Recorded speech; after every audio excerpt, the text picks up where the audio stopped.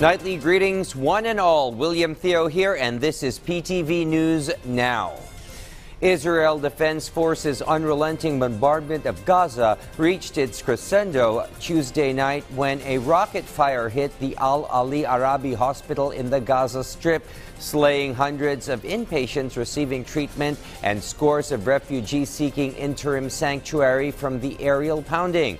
World Health Organization Chief Tedros Adhanom Ghebreyesus, along with prominent world leaders, expressed alarm on the Gaza status quo he says is spiraling out of control. In his posted message on social media website formerly known as Twitter, the UN Health Agency chief condemned the Al-Ali Arabi rocket strike and called for the immediate protection of civilians and health care, along with a recall on the mass evacuation order from the Netanyahu government, which many say is inhuman.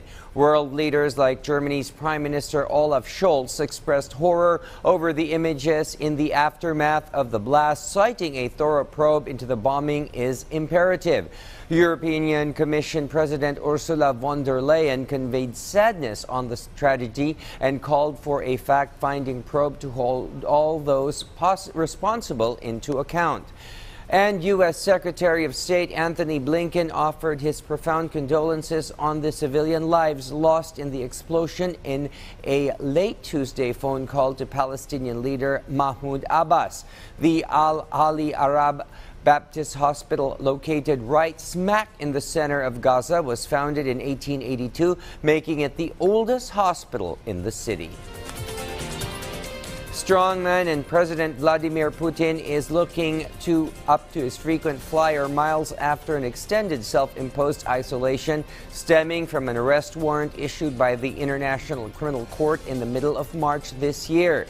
The Russian president and autocrat just completed his participation at the Third Belt and Road Forum of International Cooperation in Beijing, held over the last 2 days. In the auspicious summit with leaders from Asia, Europe, and Africa also in attendance, the Russian president also engaged in longer and more personal talks with avowed friend and summit host Chinese President Xi Jinping.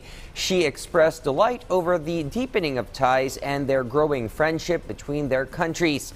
Vietnam's President Vo Van Thong extended his invite to his Russian counterpart, which Putin happily accepted. A statement on the government's website indicated Tuesday. Meanwhile, Thai Prime Minister Srettha Thavisin met with Putin on the sidelines of the forum Wednesday and invited him for an official visit next year, which he also gladly accepted, but with no particular date set as of yet. Thailand, like China and India, opted to abstain from voting to condemn Russia's invasion of Ukraine in a UN General Assembly last year. Israel's neighbor to the north, Lebanon, is a country that's long been in turmoil since the mid-70s and all throughout the decades after. And it is on the cusp of getting dragged into a war with Israel, as Lebanon's militant political and military group Hezbollah has vowed to intercede in Gaza in behalf of the Palestinian people being savaged by a mighty Israel nation with backing from the United States. VOA's Jacob Russell has this report from Beirut.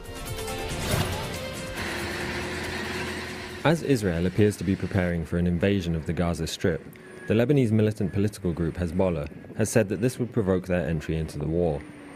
The border between Israel and Lebanon has been tense for years, with Israeli defense forces and Hezbollah periodically exchanging fire. Until now, both sides have respected rules of engagement designed to avoid triggering a full-scale war.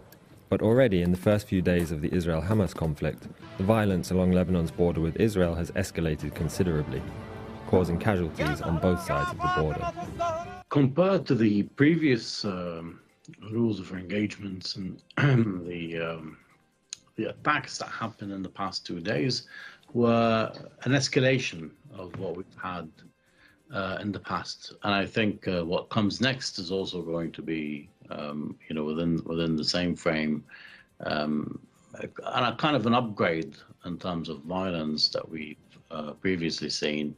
But the question is, are both sides interested in keeping it within this confined space? Inside Lebanon, Hezbollah enjoys support from those who see it as defending a just cause. It's not okay to Israel to hurt Palestinian people, children, and civilians. It should be military against military. However, many also remember the last time the two sides went to war in 2006 and do not want to be dragged into another one. Of course we're afraid. It will destroy our homes. It will destroy our country. We've had enough. We don't want it. The likely destruction that Lebanon would experience in another war with Israel would have serious consequences for the country's fragile internal order.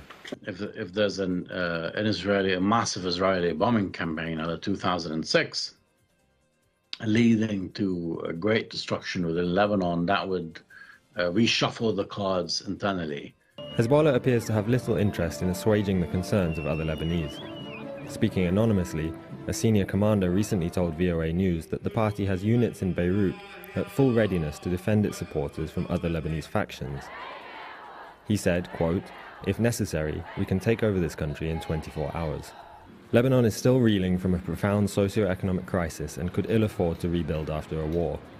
Internally, the long-term consequences of war would depend heavily on Hezbollah's ability to secure funding for reconstruction. Jacob Russell for VOA News, Beirut, Lebanon. At this point, our colleagues at our Baguio TV station are raring to let us know what's up lately in the Cordilleras. Eddie? Naimbagarabi, Pilipinas, sumagmamanungal daw sakbay ti panagrugi ti panagkakampanya na tiliw. Ti may isa kandidato iti kinakapitan ijay Bontoc Mountain Province. Resulta na ito'y ti positibo assert sa waran ngayon serbida iti operatiba iti Philippine Drug Enforcement Agency ti pagtangan na ijay barangay Ala Proper. Nakumpiskar ti 16 grams ti mapapati a shabu ken 45 milligrams liquid meth nga gatan iti nasurog ka 390,000 pesos. Nakumpiskar matlang ti may isa paltog ken sumagmanguno bala iso sumangupay ti suspect iti personalidad iti kaso a panaglabsing iti Comprehensive Firearms and Ammunition Regulation Act. Sigon iti PDEA, may bilang ti suspect a drug pusher ken high value target. Impasigurado pa iti PDEA ti panakatiliw dagiti personalidad asumsumbrek iti serbisyo publiko nga daan met iti illegal drug activities. Po ng Commission on Elections, ang substance abuse ay hindi po included sa grounds for disqualifying a candidate running for office. Kaya't ang hinihimok ng PDEA sa Cordillera Electorate ay piliin na lang yung mga iboboto nila, yung walang involvement sa illegal na droga. Iti tagdumapay at damag tarigagay ti gobyerno probinsyal ti Benguet ang madaan iti bukod a dialysis center dagiti amin nga LGUs. Iti panakailukat ti dialysis center jay Togon Benguet. Mangnamnama ti gobernador aso marunumet ang madaan iti kapada pasilidad dagiti dadumang umiili. No pay kasta, inaklon na depende rito iti kapasidad dagiti maseknan nga LGU. Bayat nga awan pa iti dadumang ili, nag-set up the provincial government iti dialysis units kariti strategic district hospital tapno matulungan dagiti dialysis sa patients. May pangruna pa iti panakaipaay iti saglima dialysis machines ijay Atok District Hospital ngagserbi kadagiti dialysis sa patients manipud Atok, Bugyas ken Bakon. Kaniti Dennis sa Molintas District Hospital ijay Bukod ngagserbi mat kadagiti pasyente manipud Bukod ken Kabayan, Benguet. Kasi nakikita natin na marami talagang nagda-dialysis sa Benguet.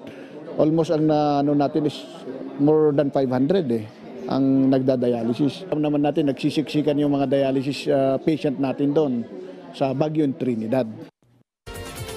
Nakita na dinamdamag manipod ito'y PTV Cordillera Shack ni Eddie Carta, Naimbag Garabi.